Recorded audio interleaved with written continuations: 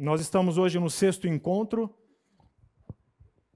Temos mais 2 aulas pela frente, esta e mais 2, para encerrar o nosso curso. Nós vamos orar neste momento. A coragem, geralmente, ela é fruto de 3 coisas. Ou ela é fruto do destemor, o que significa ausência de temor, o que significa imprudência. Ou ela é fruto de loucura, o que significa você estar fora do seu juízo normal. Ou ela é fruto de amor. É o caso da mãe que não sabe nadar, mas se atira na piscina para salvar o filho que está se afogando.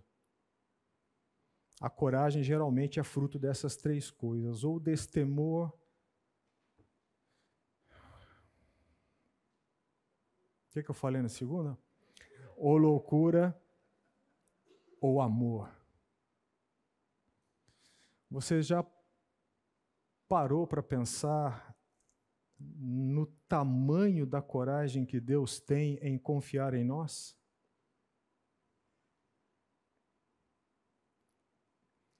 Já parou para pensar nisso? Tamanho da coragem que Deus tem de confiar em nós.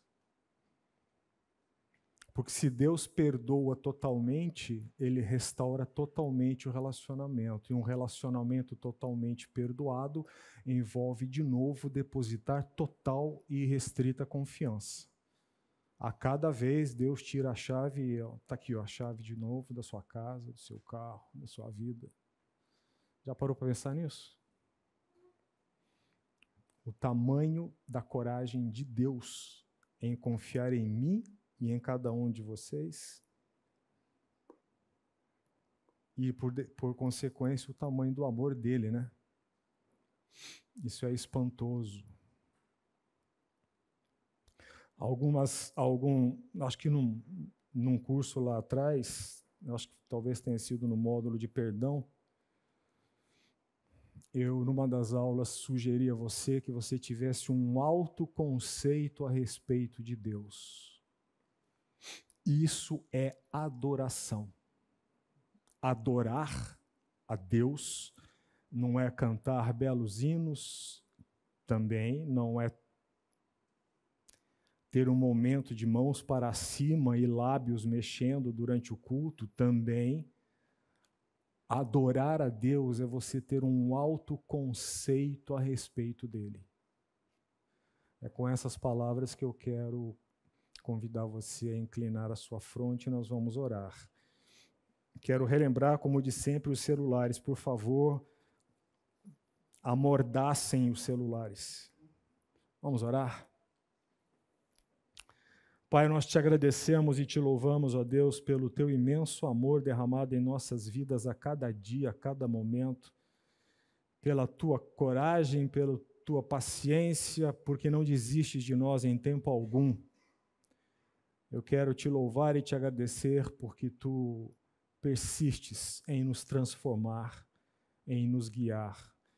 E por isso eu rogo a ti que tu tomes este tempo agora de manhã na tua escola e no culto, para que tu possas falar ao nosso coração. Mais uma vez, ó Deus, eu rogo pela tua graça e tua misericórdia, Deus, que tu possas tomar as vidas daqueles que estão ensinando e daquele que está pregando, para inundar o teu rebanho com a tua palavra, para encharcar as nossas mentes e corações com o teu ensino, que a tua palavra seja exposta com dignidade, seja exposta com fidelidade, com transparência, porque ela é a verdade pura.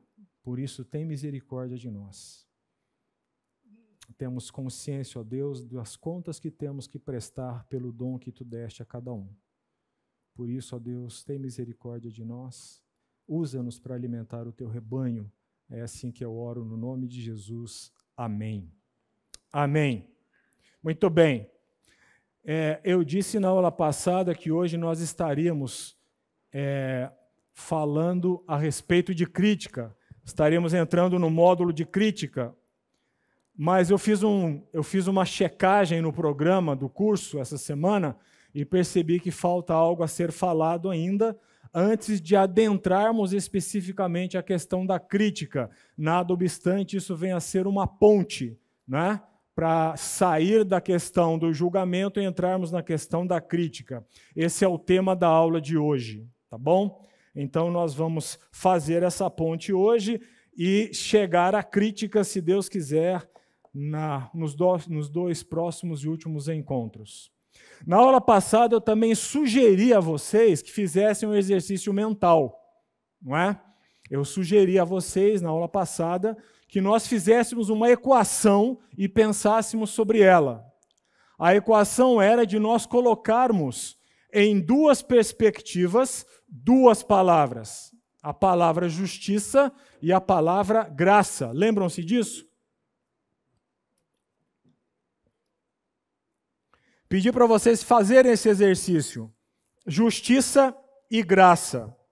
Desafiei vocês também a meditarem, a pensarem, ao longo das nossas vidas e em tudo que nós fizemos na nossa carreira cristã, qual das duas palavras foi a que mais você verbalizou ou interiorizou?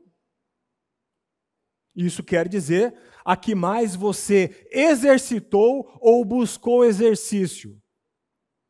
E a julgar pelos olhares que eu tive na classe, a julgar pela minha própria vida e a julgar pelo silêncio de alguns, ficou claro para mim que a palavra justiça ganhou disparado.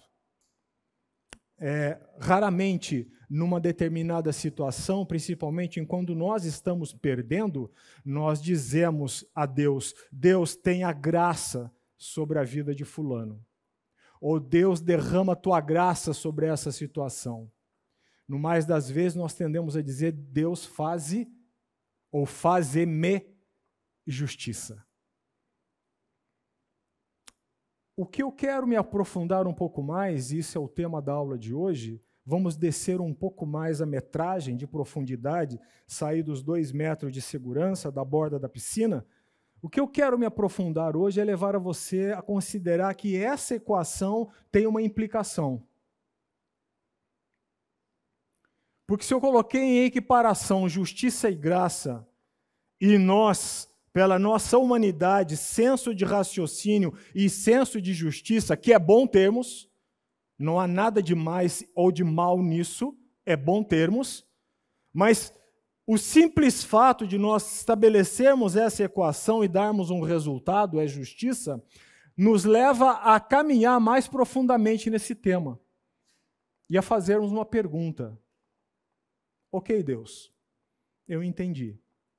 Eu entendi que o Senhor não avalia as coisas da modo como eu avalio. Eu entendi que o Senhor não tem a perspectiva que eu tenho ao olhar pelas situações. Lembram-se do milagre que Jesus operou lá no tanque de Betesda? Eu entendi tudo isso, Senhor, mas me permita uma pergunta reverente. Há justiça na graça? Essa é a pergunta de hoje. Eu entendi que justiça é o que mais nós queremos. Eu entendi que justiça é algo desejável. Mas eu entendi também que tu olhas as coisas de uma perspectiva em que, não descartando a justiça, derramas a tua graça no exercício da justiça. A minha pergunta a ti, Senhor, é: há justiça na graça? A graça agasalha o conceito de justiça? Há justiça na graça? Essa é a pergunta que nós devemos tratar hoje na nossa aula. Abra sua Bíblia em Romanos capítulo 3. Romanos capítulo 3. Primeiro, Romanos capítulo 1, verso 17. Romanos capítulo 1, verso 17. Romanos capítulo 1, verso 17. Romanos capítulo 1, verso 17 diz o seguinte: Visto que a justiça de Deus, vamos ler desde o verso 16 para contextualizar melhor. Pois não me envergonho do evangelho, é Paulo dizendo, porque é o poder de Deus para a salvação de todo aquele que crê, primeiro do judeu e também do grego, ou seja, ninguém é excluído. Visto que a justiça de Deus se revela no evangelho, de fé em fé. Como está escrito, o justo viverá por fé. Preste atenção nesse termo. Visto que a justiça de Deus se revela no Evangelho, de fé em fé. O que significa que do começo ao fim de todo o processo é pelo agir de Deus. Do começo em que eu me apercebo carente da glória de Deus, e então pecador e por isso carente da salvação, até o fim de todo esse processo é por iniciativa, sustentação e manutenção de Deus. É Deus o autor de tudo. É isso que a expressão de fé em fé quer dizer. Do começo ao fim de tudo. É Deus que opera a sua justiça. Como está escrito, esse é um texto do profeta Abacuque, o justo viverá pela fé. Foi aqui onde Lutero tropeçou. E foi numa tremenda batalha pessoal na vida de Lutero, sincera e pessoal na vida de Lutero. Foi tão grande essa batalha que a esposa de Lutero teve um papel crucial ao lado dele. Foi aqui, neste texto, que Lutero se apercebeu do que nós chamamos hoje da reforma. Vamos prosseguir. Vá lá para Romanos, ainda capítulo 3, verso 21 até o 24. Quem achou, por gentileza, me ajude e leia. Romanos, capítulo 3, verso 21 a 24. Mas agora se manifestou uma justiça que provém de Deus, independente da lei, da qual testemunham a lei e os profetas. Justiça de Deus mediante a fé em Cristo Jesus, para todos os que creem. Não há distinção, pois todos pecaram e estão destituídos da glória de Deus, sendo justificados gratuitamente por sua graça, por meio da redenção que é em Cristo Jesus. Qual a expressão comum que tem nesse texto em Romanos 1,17? Qual é a que se repete? Justiça de Deus. De novo. Mas agora sem lei, o que não quer dizer que contra a lei, Jesus próprio falou em Romanos que eu não vim. O fim da lei é Cristo. Mas agora, sem lei, se manifestou a justiça de Deus, testemunhada pela lei, por isso é que não é contra a lei, testemunhada pela lei e pelos profetas. Justiça de Deus, mediante a fé em Jesus Cristo, para todos e sobre todos, na minha versão, os que creem, porque não há distinção. Pois todos pecaram e carecem da glória de Deus, sendo justificados gratuitamente por sua graça, sendo justificados, preste atenção, gratuitamente, por sua graça, mediante a redenção que há em Cristo Jesus. De novo, justiça de Deus. Agora alguém, por favor, 2 Coríntios capítulo 5, verso 21. Segunda carta de Paulo aos Coríntios, capítulo 5, verso 21.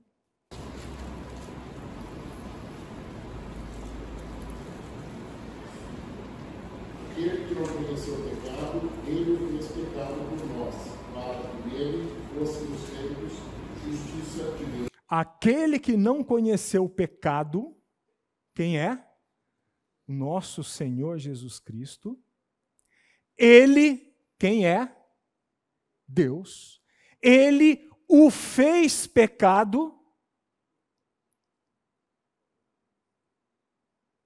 Como é que continua o texto? Por nós. Para quê?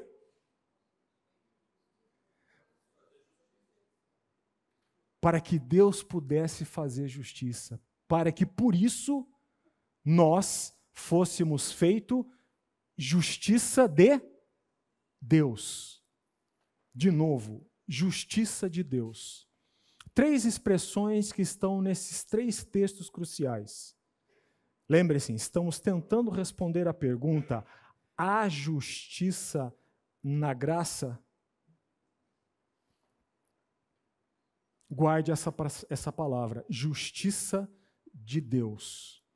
Aquele que não conheceu o pecado, ele o fez pecado, para que por ele, eu e você, pudéssemos ser feitos justiça de Deus. Aqui eu quero fazer um parênteses. Nós vivemos e sempre viveremos, e já vivemos no passado, numa sociedade que é regida pela meritocracia. E aqui não vai nenhuma palavra condenando isso, porque até certo modo deve ser assim por causa da finitude nossa. Por causa da nossa finitude, por causa da nossa maneira limitada de enxergar e avaliar as coisas e de julgar as coisas, nós vivemos num mundo que é regido pela meritocracia. Vejam, não estou contestando ou refutando isso, estou dizendo que até certo modo isso é necessário. Mas nós estamos envolvidos nisso. Eu lembro-me, na casa do meu avô materno, estive poucas vezes lá, porque nós morávamos em outro país, e só de vez em quando íamos visitá-lo. Mas eu lembro-me que lá havia meio que um ditado corrente para as crianças.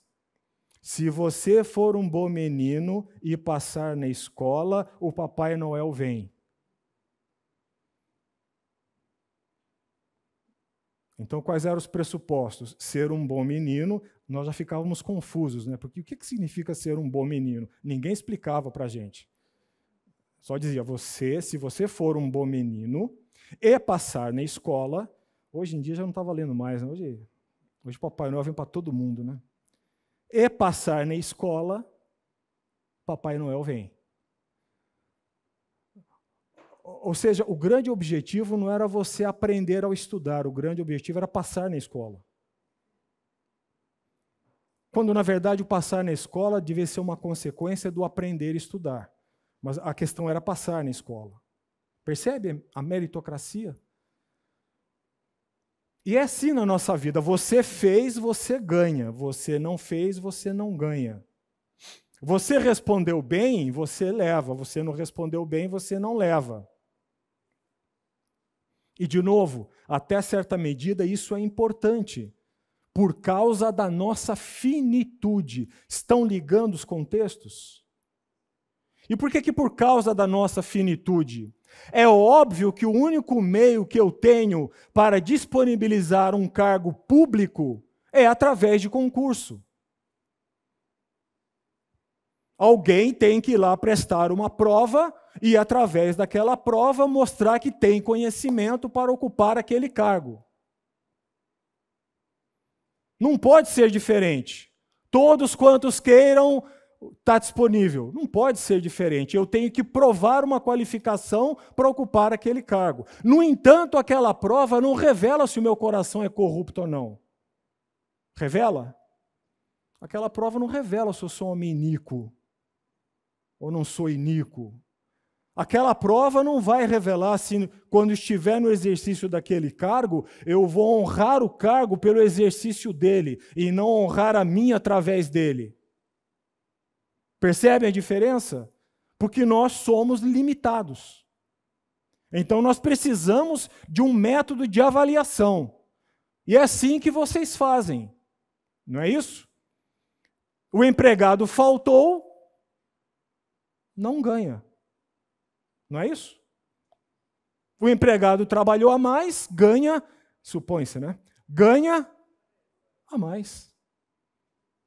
Isso é meritocracia. De novo, porque nós somos limitados. Agora eu quero pegar aquilo que eu falei lá atrás, na última aula, na aula passada, e dizer: Deus não olha as coisas assim. E, de novo, estamos tentando responder a pergunta que eu fiz para Deus. Deus, eu entendi, mas eu faço uma pergunta ao Senhor. Então, na sua graça, há justiça? Jesus, eu creio que respondeu essa pergunta.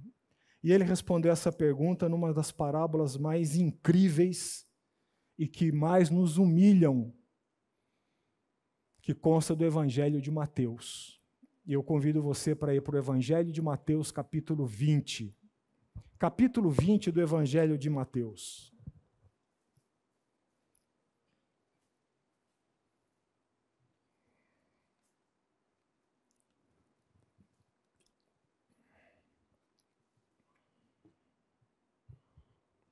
Capítulo 20 do Evangelho de Mateus.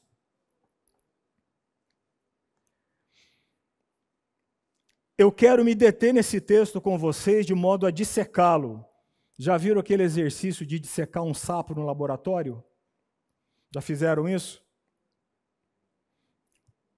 Também não, mas é isso que eu quero fazer com esse texto.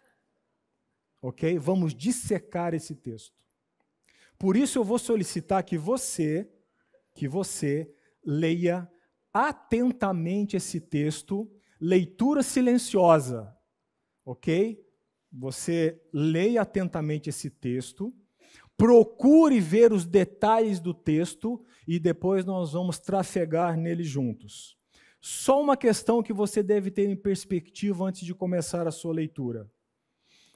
Veja como termina o capítulo 19, verso 30. O que está escrito no verso 30 do capítulo 19? Porém, muitos primeiros serão últimos, e os últimos primeiros. Veja como termina essa sessão no versículo 16 de 20, capítulo 20, 16. O que está escrito aí?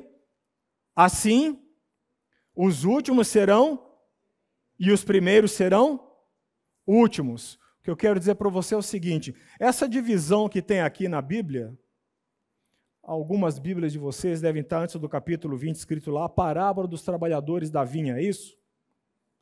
Essa divisão que foi feita do texto, ela não é inspirada não, gente. Inspirada é o texto. Tanto é que nós percebemos vários erros nas escrituras, nas divisões. Quando o texto deveria continuar, eles seccionaram. Tá? Aqui vai uma crítica generosa a um trabalho árduo que foi feito. Mas é preciso ressaltar que essas divisões, elas não são inspiradas.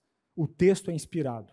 Então, quando você for ler, quando você ler esse texto agora, sozinho, lendo os detalhes, tenha em mente que o pano de fundo que Jesus está tentando explicar com a parábola é essa questão.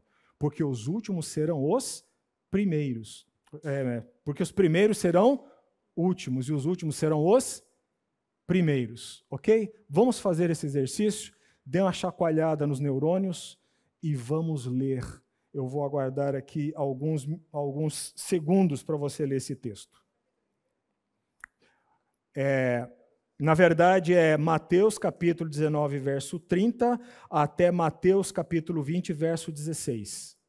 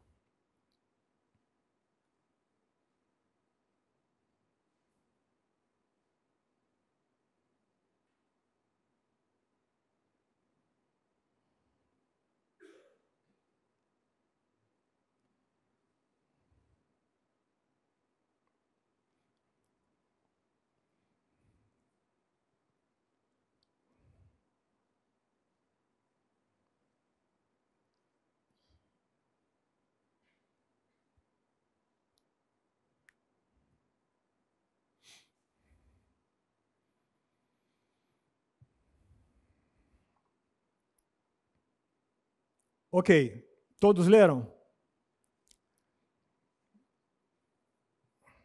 Sim. Não. Sim. Muito bem. Então vamos ler esse texto. De novo, eu estou usando a ARA e eu lerei com vocês. Pretendo fazer alguns comentários, quase que versículo a versículo. Sugiro que, se você é aquela pessoa que gosta de anotar, para depois consultar ou ter um entendimento maior a respeito do texto, faça essas anotações versículo por versículo. Ok? Procurei ir mais devagar do que costumeiramente eu vou. Vamos lá. Começando de Mateus 19:30. Porém, muitos primeiros serão últimos. Isso é Jesus que está falando. E os últimos primeiros. Porque o reino dos céus é semelhante a um dono de casa. Frequentemente o Senhor Jesus, ele usava uma figura de autoridade reconhecida naquele texto, naquele contexto cultural, para, na parábola, prefigurar Deus. Por exemplo, se você voltar para o capítulo 18 de Mateus, lá no versículo 23, vá comigo lá, Mateus 18, versículo 23. Está escrito assim: por isso, veja a semelhança, o reino dos céus é semelhante a um rei. Uma figura de autoridade. Aqui, Jesus está falando. Porque o reino dos céus, voltando para Mateus 20, porque o reino dos céus é semelhante a um dono de casa.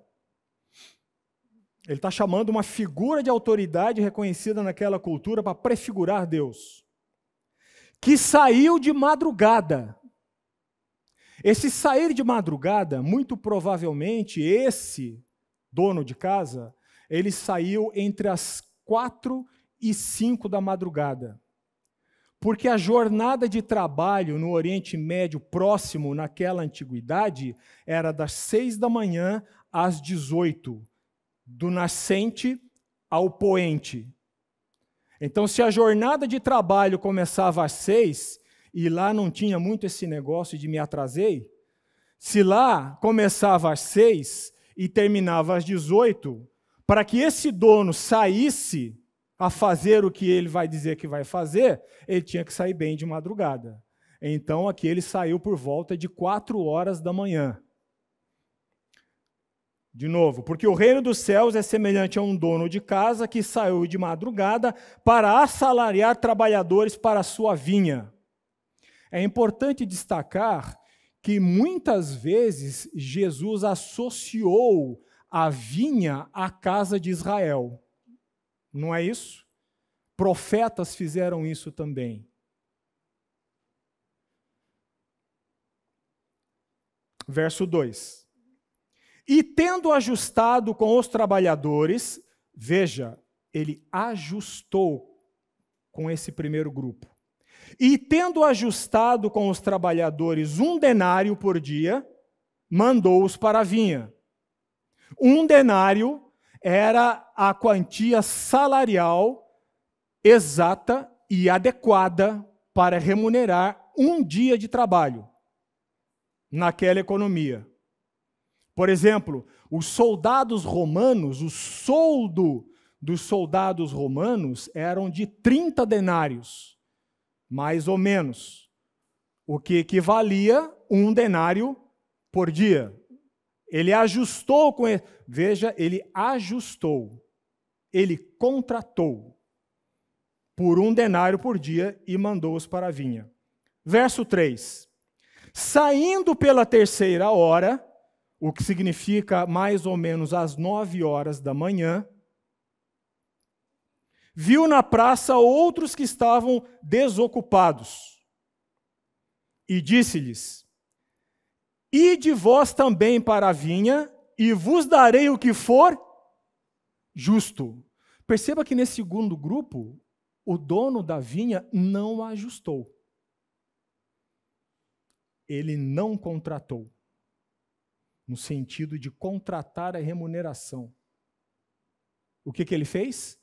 Ele saiu às 9 da manhã, armou outros trabalhadores, perguntou: por que vocês estão desocupados? Ide para a vinha, e eu lhes pagarei o que for justo.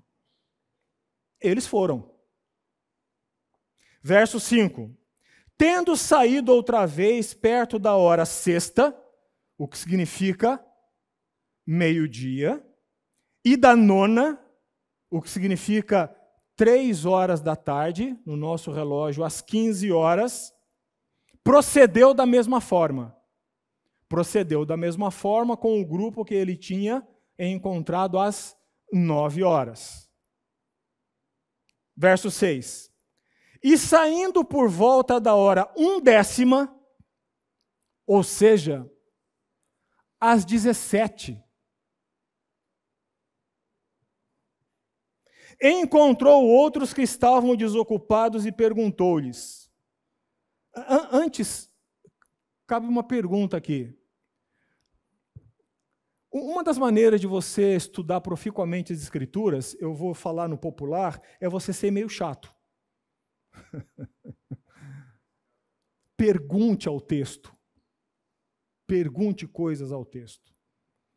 Isso é uma maneira popular de revelar um dos métodos do MEB, método de estudo bíblico. O que vejo, pergunte ao texto. Aqui cabe uma pergunta, né? Esse dono de vinha, ele tinha necessidade de sair às 5 horas da tarde para regimentar mais trabalhadores?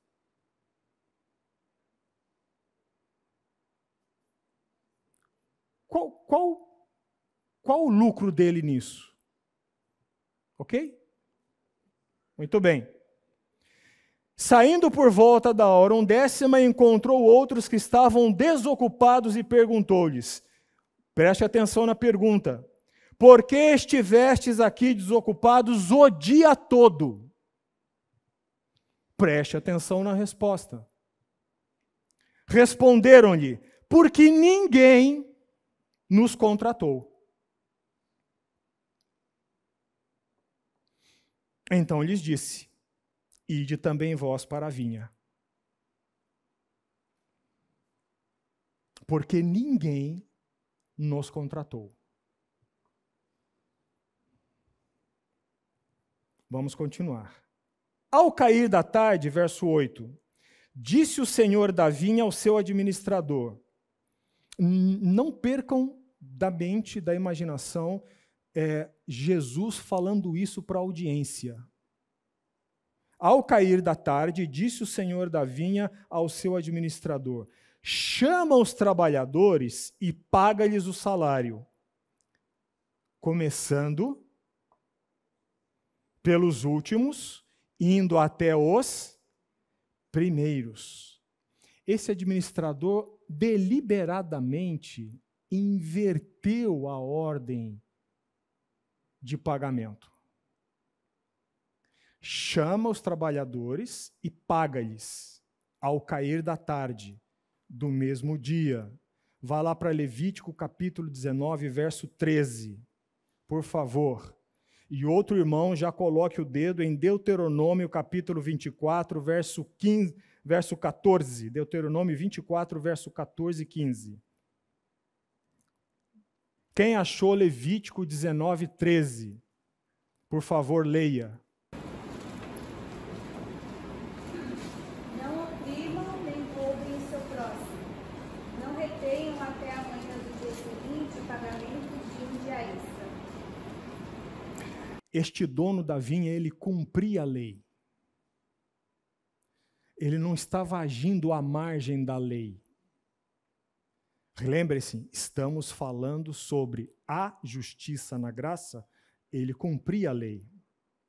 Nas relações transacionais, há duas coisas que são pecados de modos diferentes. Você reter na sua mão o que é o ganho do outro, isso é roubo. Porque aquilo que está na sua mão não te pertence mais, é do outro. Ele ganhou por aquilo. Mas a lei ainda diz que há outra coisa pecaminosa, que não é roubo, mas é opressão. Se o trabalhador sabe que no dia 3 o salário dele é pago, mas você consulta lá no aplicativo da XP e está em alta a aplicação, a Selic está lá em cima, ou então as ações da Petrobras estão bombando, você vira para ele e fala assim, olha, só posso te pagar no dia 10.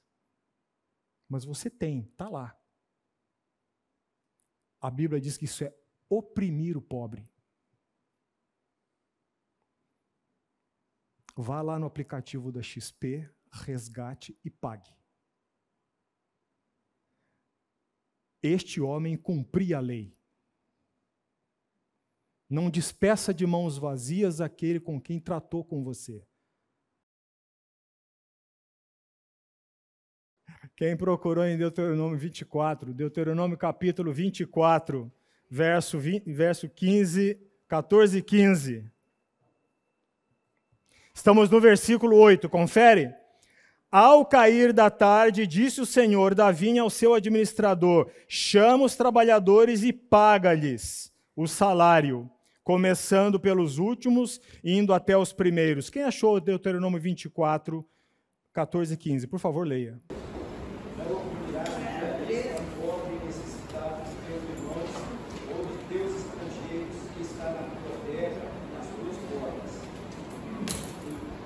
Seu dia te pagarás a sua diária, e o sol não se porá sobre isso, porquanto pobre é, e sua vida depende disso, para que não clame contra ti ao Senhor, e haja em ti pecado. Perceberam? Ao cair, pagarás, para que o pobre não clame ao Senhor contra ti. Então este era um homem, ok? Usando o tom da palavra de Jesus, que não estava revogando a lei, ele estava observando a lei. Mas perceba a ordem que ele deu. Nada obstante observando a lei, ele inverteu a ordem de pagamento. Paga, começando pelos últimos, indo até aos primeiros. Verso 9. Vindo os da hora 1/10, ou seja, aqueles que começaram a labuta lá na vinha às 17 horas e encerraram às 18, vindos da hora 1/10, recebeu cada um deles um denário, que era o salário de um dia todo de trabalho. Verso 10. Ao chegarem os primeiros, aqueles que começaram na vinha às 6 horas da manhã, pensaram que receberiam mais. Esses começaram a colocar em prática o seu senso pessoal de justiça. Ora, desculpe.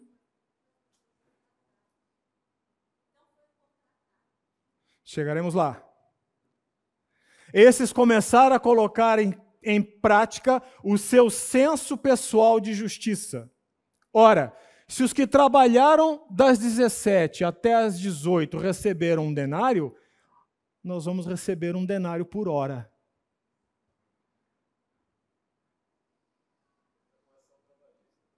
Pode, por favor, já se prepararem que nós vamos receber um denário por hora. Porque eles que trabalharam das 17 às 18, o administrador pagou um denário. Porém, verso 10, porém, também estes receberam um denário cada um. Verso 11. Mas tendo-o recebido, murmuravam contra o dono da casa, contra o senhor da vinha, contra Deus, dizendo: estes últimos trabalharam apenas 1 hora. Contudo, os igualastes a nós, que suportamos a fadiga e o calor do dia. Mas o proprietário, respondendo, disse a um deles: amigo, não te faço injustiça. Não combinaste comigo um denário? Aqui, o dono da vinha está respondendo sob a perspectiva do critério de justiça dele.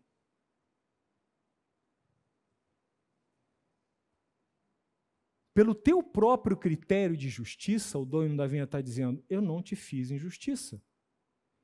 Porque eu combinei com você o quê? Um denário.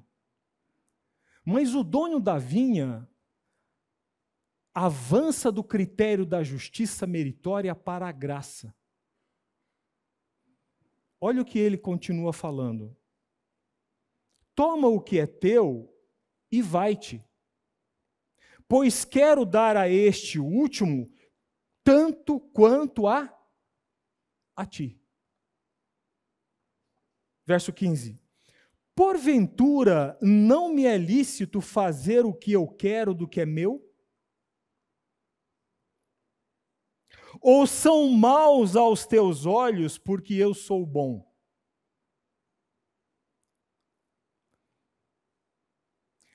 Eu estou passando por mal aos seus olhos porque eu estou sendo bom e generoso com os outros?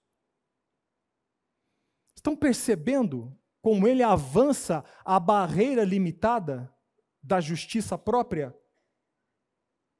Assim, os últimos serão os primeiros, e os primeiros serão os últimos. Abra sua Bíblia em Romanos 9, 14 a 18. Romanos capítulo 9, 14 a 18. Quem achou, por favor, leia.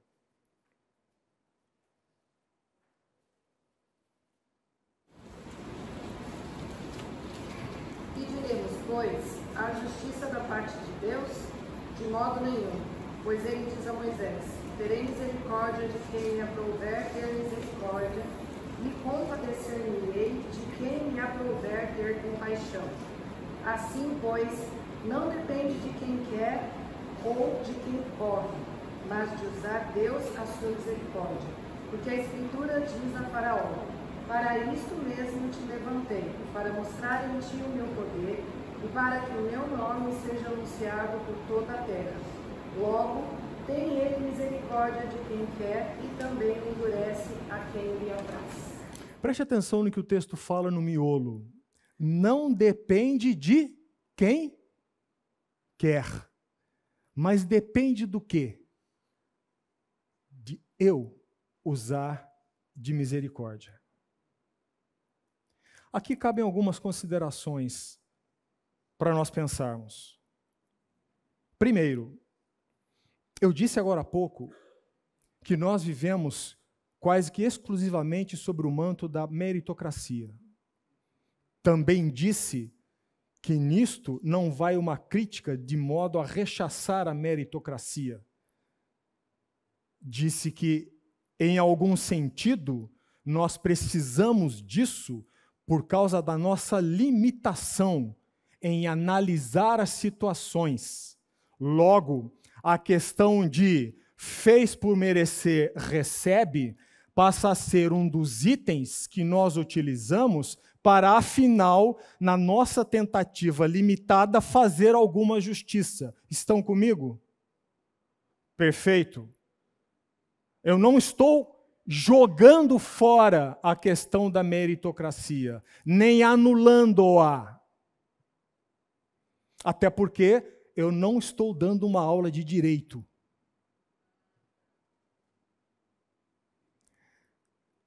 Agora, o cristão, mesmo em meio a isso, ele deve ter a percepção de que há algo a mais. E por isso a tentativa de responder à pergunta: há justiça na graça? Percebem? Nós estamos falando de coisas espirituais. Jesus usou a metáfora contratual, porque ele não poderia, de novo, aniquilar o senso de justiça. Ele usou esse senso na parábola, não usou? Eu não contratei com você um denário por dia, que você começou às 6? Chegou às 18, toma aqui o teu denário. Fui injusto com você? Não fui. A questão não é essa. A questão é outra. A questão é acharmos que Deus é injusto quando dá aos outros aquilo que nós achamos que eles não merecem. Percebe o ponto? E aí nós estamos migrando do conceito de justiça para o conceito de graça. De novo, há justiça na graça? Estão me acompanhando? Estão comigo? Assim como eu não disse, olha, a meritocracia é odiosa. Não, não é. Mas ela tem que ser aplicada com ressalvas, com tempero. Jesus colocou isso. Ele usou a metáfora de trabalho no campo, num ambiente agropastoril, o valor da moeda paga pelo trabalho no campo, pelo dia de trabalho, e o contrato verbalizado, que naquele tempo tinha muito mais valor do que muitos contratos assinados que nós vemos hoje por aí.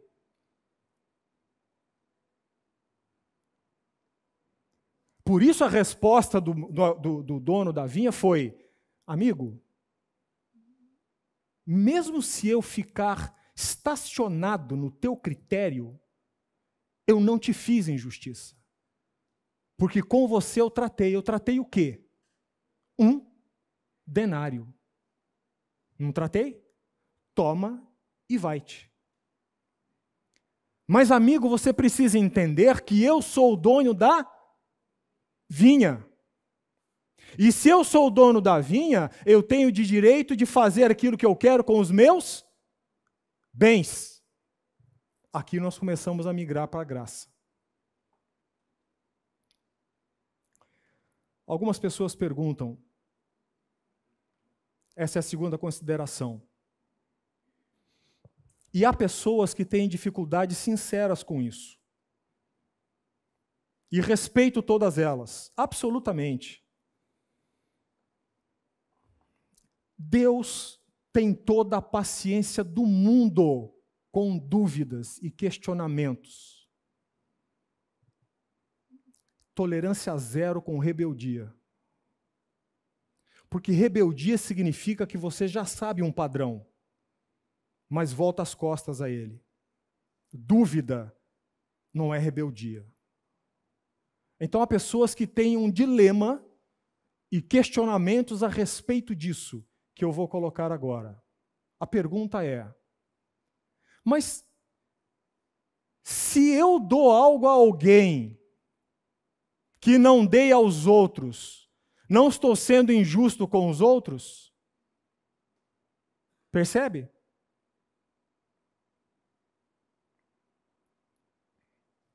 Vamos imaginar a seguinte situação. Vamos imaginar aqui que nós estejamos numa classe em que todos nós aqui, exceto um, mas todos nós, sejamos aqueles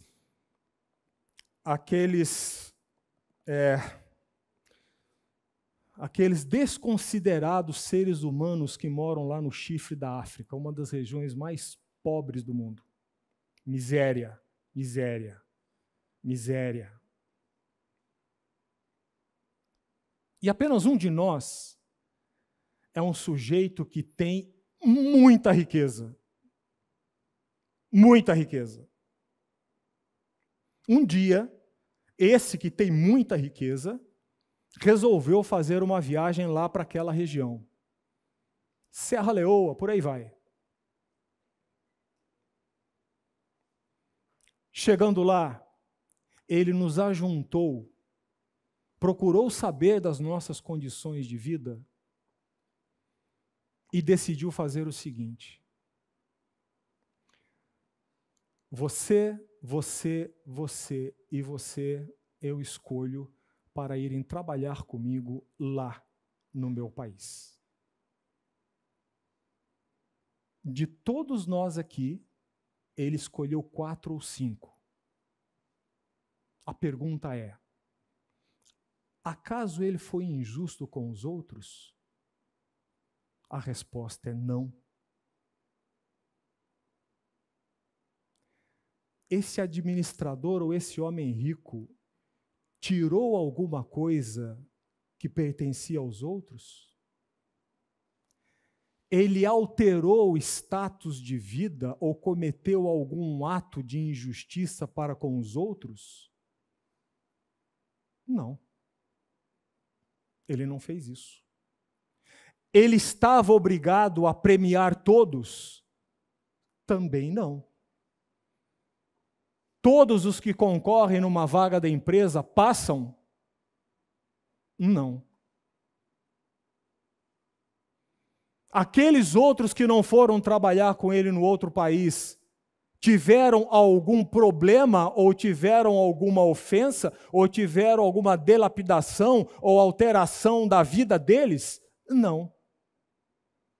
A injustiça parte do princípio que uma ação foi feita no sentido de lesar alguém, ou patrimonialmente, ou fisicamente, ou moralmente.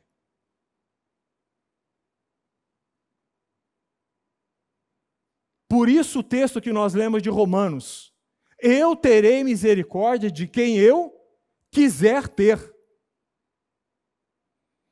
Se no meio de toda a humanidade perdida, Deus quiser eleger e fazer uns e não outros, está sendo injusto com os outros? Não. Por isso, Jesus coloca o dono da vinha indagando: toma o que é teu e vai-te. Porventura me é lícito fazer o que não me é lícito fazer o que quero com o que é meu? São maus aos teus olhos porque eu sou bom? Segunda colocação dentro dessa perspectiva: dizer que há uma injustiça com os outros que não foram escolhidos é apenas um lado da moeda. Contudo, eu nunca ouvi dizer de alguém que se sentiu injusto porque Deus, ao escolhê-lo na sua graça e misericórdia, não deu a mínima para os seus méritos. Percebe que são dois lados da mesma moeda? Percebe isso? Se eu escolho em misericórdia, e é por isso que Romanos 9 está dizendo, a minha escolha em misericórdia necessariamente faz o quê com o seu mérito? Eu desconsidero o seu mérito. O mesmo senso de justiça que nós poderemos usar para dizer o outro não foi escolhido, eu fui, então o outro foi injustiçado, nós também podemos usar a mesma medida para dizer eu sou injustiçado porque me escolheu não por mim, não por méritos, mas por graça, por misericórdia. Entenderam?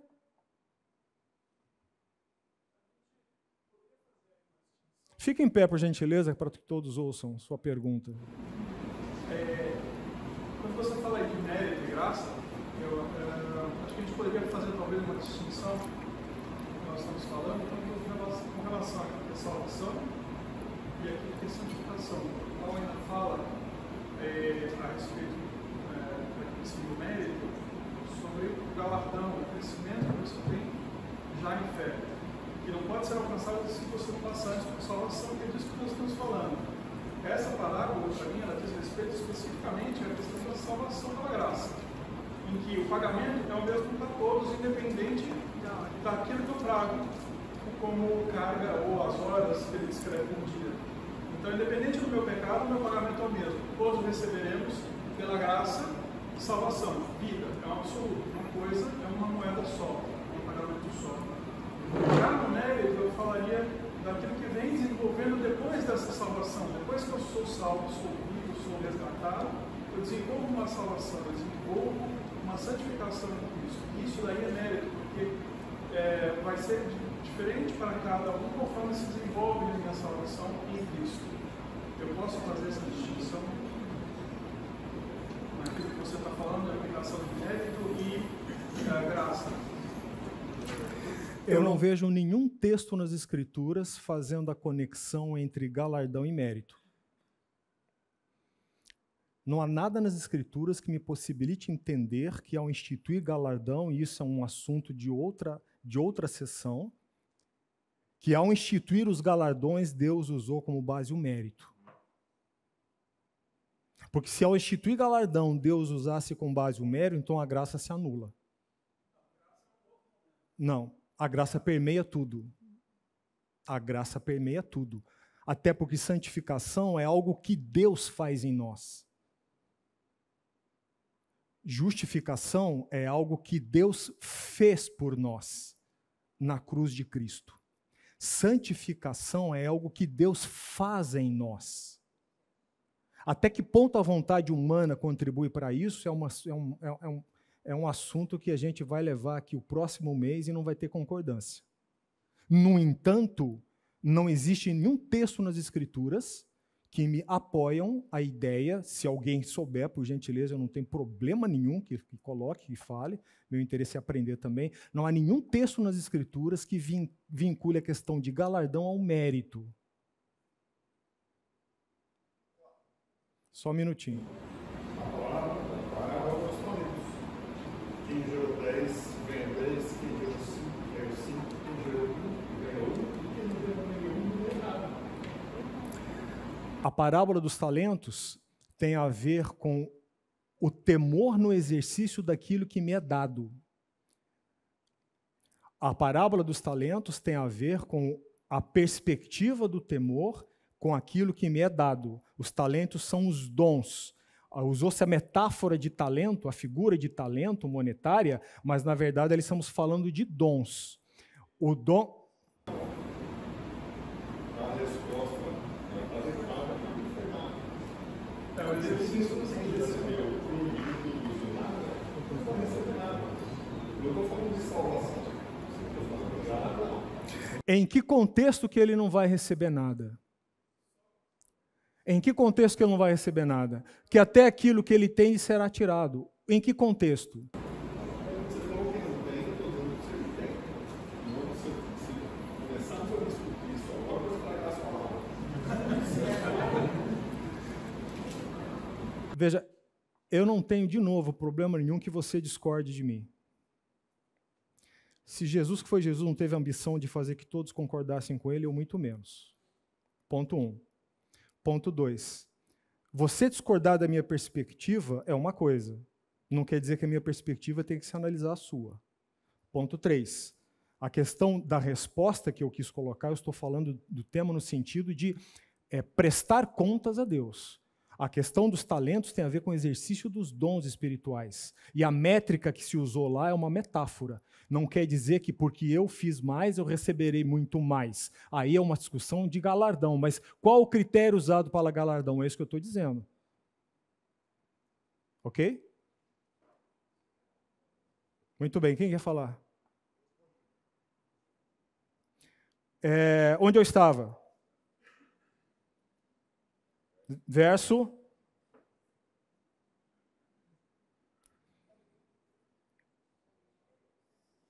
Porventura não me é lícito fazer o que quero com o que é meu, lá, Romanos 9, verso 14 a 18, ou são maus aos teus olhos porque eu sou bom. Essa é a segunda inferência. Terceira, vamos prestar atenção no seguinte, voltando lá para o verso 6 e o verso 7, o que diz o verso 6 desse capítulo 20? E saindo por volta da hora 10ª, encontrou outros que estavam desocupados e perguntou-lhes, por que estivestes aqui desocupados? Veja, o dia todo. Esses homens, o que eles estavam dizendo quando eles responderam a Jesus? Então lhes disse ele, ide também, responderam-lhe, porque ninguém, verso 7, porque ninguém nos contratou. Então lhes disse a ele, ide também vós para a vinha. Preste atenção, o que esses homens estavam respondendo a Jesus? Primeira coisa a considerar, eles permaneceram lá. Eles permaneceram lá o dia todo, até às 17 horas. Eles não abandonaram. Eles não foram embora. Eles permaneceram lá. Segunda questão, quando eles respondem no verso 7, porque ninguém nos contratou, o que eles estão dizendo ao Senhor Jesus, ou o que eles estão dizendo ao dono da vinha é o seguinte: nós, nada obstante o que estamos fazendo, não temos condição de resolver o nosso problema. Porque o nosso problema é conseguir sustento para o dia de hoje, e isso nós não conseguiremos fazer. Percebem? Não importa o quanto eu fique aqui, se alguém não nos contratar, se alguém não olhar para nós, se alguém não nos angariar, nós não conseguiremos ter aquilo de que nós precisamos, porque nós não somos capazes de dar aquilo que nós precisamos a nós mesmos. Entenderam a resposta deles? Não importa o esforço que eu faça, ou aquilo que eu conquiste, eu jamais conseguirei ter para mim algo que se não vem ou não venha das mãos de Deus. Quarta questão a considerar. O critério de justiça desses homens cegou-os de tal forma em que aumentou o egoísmo deles, ou seja, se eu for contratado, eu desejo ganhar mais, porque o outro recebeu proporcionalmente mais do que eu, e fechou os olhos deles para a sensibilidade da situação dos outros. Os outros passaram o dia inteiro no mercado.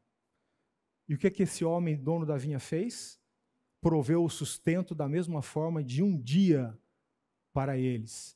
Dependeu deles terem feito alguma coisa? Absolutamente nada. Eles trabalharam apenas uma hora e receberam pelo dia todo. Isso é graça. Isso é graça. Em Coríntios, Paulo fala: há algo que está nas tuas mãos que não te pertença, ou que te pertence, ou que seja teu? E se não há, por que te vanglorias daquilo que está em tuas mãos e não foi Deus que deu? Isso é graça. Quinta consideração. Acaso não poderiam ser esses mesmos homens aqueles que ficaram na praça? Não poderiam ter sido eles? A parábola dá algum critério distintivo para o administrador da vinha ter escolhido uns e não outros? Ora, se esses homens passaram lá o dia inteiro, esses que foram contratados às 17 horas, passaram lá o dia inteiro, não estavam lá às 6 horas quando o dono da vinha contratou a primeira turma? Pressupõe-se que sim, não? A parábola não estabeleceu critério nenhum. Eu escolhi a primeira turma por isso, eu escolhi a última turma por aquilo. Isso é a graça? Esses homens estavam reclamando de algo que eles próprios foram beneficiados. Eles estavam colocando o critério de justiça deles da mesma forma em que, por esse mesmo critério, eles não passariam. Há justiça na graça? Com certeza. Porque se não houvesse justiça na graça, nenhum de nós seria agraciado.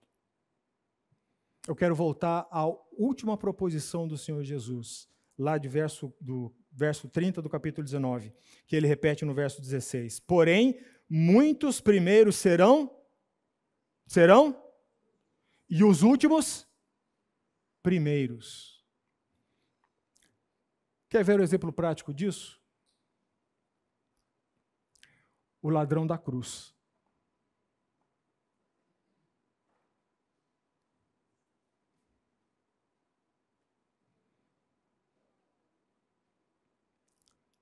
Todos estiveram ao lado de Jesus, sofrendo as agruras da caminhada com ele. Esse homem, no último suspiro de vida, ele recebeu graça.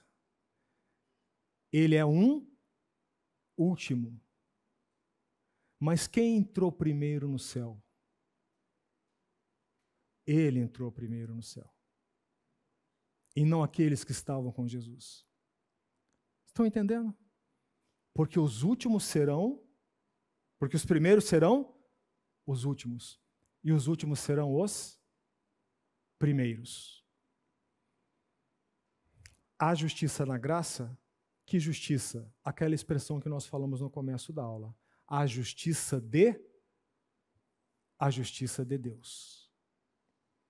Porque se Deus não agisse assim, se Deus não agisse dessa maneira, se Deus não fosse gracioso a esse ponto, nenhum de nós conseguiria a salvação. Nenhum de nós conseguiria ser aprovado diante dele. Conseguiríamos? Se Deus não agisse assim, qual o critério que ele utilizaria para escolher Cicrano e não Beltrano? Qual o critério que ele usaria para escolher Fulano e não Cicrano? Percebem? Por isso que a palavra diz, teve que encerrar tudo debaixo do pecado. Não há nenhum sequer que seja justo. Encerrados todos naquela igualdade da classe. Deus, soberanamente, em graça, aplicou a sua justiça em misericórdia. Que justiça? Meu filho morreu e os créditos da sua morte eu acredito na sua culpa. Há justiça na graça? Sim. Há justiça na graça. A justiça de Deus. O que nós devemos ter em mente com isso? Nós devemos ter em mente coisas muito práticas. Tenho que me guiar por alguns padrões de justiça objetiva? Com certeza eu tenho. Principalmente nesta vida eu tenho. Posso, no exercício desses padrões de justiça, agir em graça? Com certeza eu posso. Com certeza eu devo. E é isso que Deus espera de nós. É isso que Deus deseja para nós. Uma justiça que não fique limitada ao critério da justiça própria, mas que exceda esse entendimento e em graça venha de aplicar a própria justiça, que foi o que o administrador da vinha fez. Alguém tem alguma questão? Tem alguma colocação a fazer? Pois não. Considerando ainda aquela situação de recompensa mérito, o texto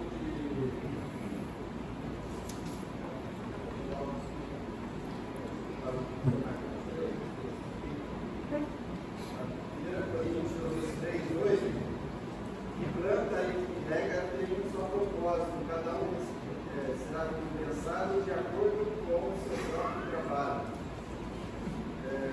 1 Coríntios 3, 13 a 15, sua obra será mostrada, porque o dia trará a luz, pois será revelado pelo fogo que provará a qualidade da obra de cada um. Se alguém construiu permanecer, esse receberá recompensa. Se alguém construiu se queimar, esse sofrerá prejuízo, como será salvo através do fogo. 2 Coríntios 5, 19. Pois todos nós devemos comparecer perante o tribunal de Cristo, para que cada um receba de acordo com as obras praticadas por meio do corpo, quer sejam boas, quer sejam más. Apocalipse 22, 12. Eis que vem em breve, a minha recompensa está comigo, e eu procurei a cada um de acordo com o que fez. Uma relação, então, de recompensas méritos. Paulo falou que ele, por exemplo, a figura de um boxeador, ele também se dominava para que ele pudesse chegar ao final e ser recompensado com uma coroa incorruptível. Ou seja, então ele almejava a recompensa e ele fazia pronto, Quero relembrar vocês de qual é o tema desta aula. Qual é o tema desta aula? Qual é o texto básico desta aula? Mateus 7. Todos os textos que você colocou, e agradeço por eles, a pergunta é: onde está aí que Deus está usando o padrão de mérito humano para dar essas recompensas? O que eu estou postulando é a dissociação da nossa mente com o padrão e critérios de méritos que nós temos. Entende onde eu estou chegando? Onde aí, em todos esses textos que você citou, onde nesses textos está dito, ou pode ser inferido, de novo, voltemos ao tema desta aula. Não estou falando de galardões celestiais. Onde aí está inferido que Deus, para recompensar, ao comparecermos perante o tribunal dele, ao galardoar, ao medir o que um Paulo fez e o que o outro fez, ele está usando padrões de mérito nosso. Percebe? Eu não sei que padrão ele está usando. Esse é o ponto. O padrão que ele está usando é um padrão dele. Então, nós estamos fugindo do tema desta aula. O tema desta aula é a dicotomia entre o julgar, humano, com que padrões e com que armas eu faço, sobre a perspectiva de Deus. E aí a proposta é entender que, nada obstante eu possa julgar, como tenho falado reiteradas vezes isso, posso julgar, há princípios que eu devo utilizar para julgar. Isso é uma seção do tema que nós estamos tratando. A minha questão é essa. Quando eu coloco as questões dessa maneira, e é isso que eu postulo que se pense, quando eu coloco as questões dessa maneira, minha tendência natural é pensar que, de alguma forma e de algum modo, por algum padrão que eu conheça, ou já saiba, Deus vai galardoar. É isso que eu quero desvincular. Entende? A justiça de Deus, parece que a graça, falando de graça e justiça, parece que a graça diz que Deus deseja abençoar todos os bênçãos disponíveis a todos aqueles que creem, mas também há princípios e orientações bíblicas que, se o crente seguir a promessa de Deus e o abençoar, então o homem está seguindo o princípio colocado na palavra. Então já tem algo delimitado, tem algo esclarecido, e se ele praticar, ele recebe a bênção. Então, é nesse sentido que esses versículos estão sendo colocados. Sim, e quais são as bênçãos da salvação? Alegria, paz, é viver sob o Espírito. Qual que é a bênção da salvação? Deixai-vos encher. Que critério Deus usa para fazer isso com um e não fazer com o outro? O critério é dele. De novo, há pessoas que eu vejo ser abençoadas que, pelo meu critério, não deveriam. Entende? De novo, eu não estou entrando nessa seara, eu só estou postulando que não há, aos meus olhos, não há uma âncora segura para dizer que eu não estou dizendo que não haja galardão, não estou dizendo que não haja recompensa, não estou dizendo que não haja nada disso. Eu estou dizendo que, aos meus olhos, não há nas Escrituras nenhum traço que me leve a deduzir que Deus utiliza os padrões que eu sei de mérito e de recompensar e de galardoar para fazer isso. Esse é o ponto.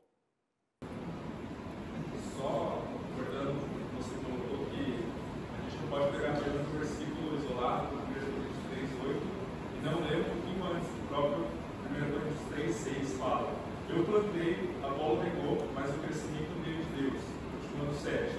De modo que nem o que plantou é alguma coisa, e nem o que rega, mas Deus que dá o crescimento. Se nem o que plantou é alguma coisa e nem o que rega é alguma coisa, muito bem, anula-se o galardão? De maneira nenhuma. Anula-se a recompensa? De maneira nenhuma. Mas se nem o que plantou é alguma coisa e o que rega também é alguma coisa, Deus certamente tem os critérios dele diferentes dos meus para galardoar. Esse é o ponto. Esse é o ponto. Não estou dizendo que não existe. Senão, queridos, eu rasgo a Bíblia aqui. Galardão é uma palavra bíblica. Assim como eleição é uma palavra bíblica. Assim como predestinação. Ok? Se um que fez não é nada e outro que fez também não é nada, Deus tem os seus critérios. Nós não sabemos muita coisa. Está na alçada de Deus. Alguém lá no fundo levantou a mão.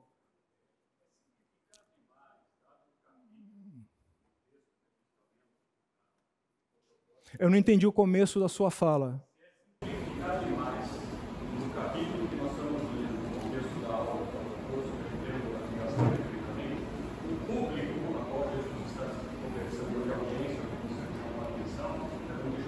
Sim. E o ponto que, com a presença do Senhor Jesus, outros nesse momento estavam se convertendo à fé. Sim. Deus ali, achando, imaginando que queremos qualquer preferência, ou qualquer distinção, ou qualquer melhoria, o Senhor Jesus.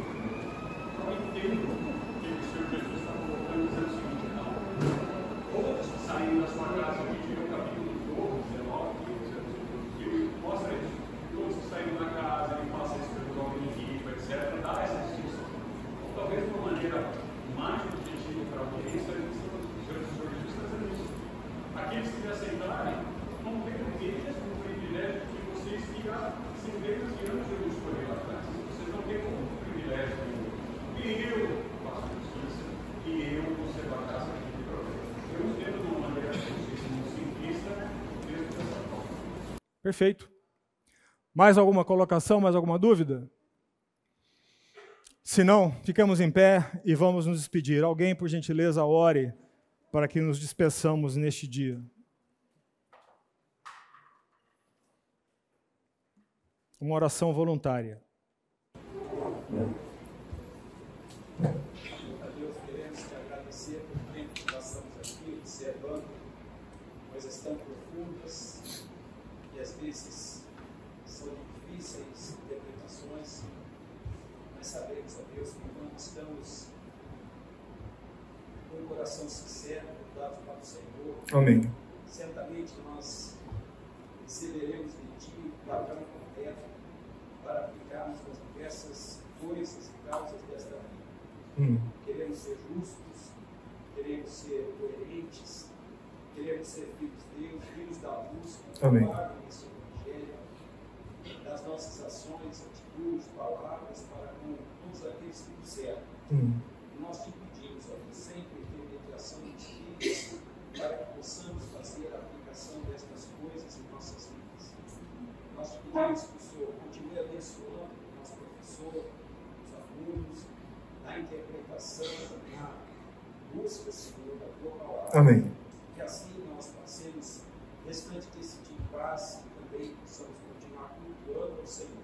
Muito obrigado, Deus, por esses temas que nos desafiam e nos alegram, porque expõe a nossa finitude e o quanto nós devemos procurar nos aprofundar na tua palavra para que sejamos maduros. Amém. E assim nós pedimos que o Senhor continue dirigindo em nome de Jesus.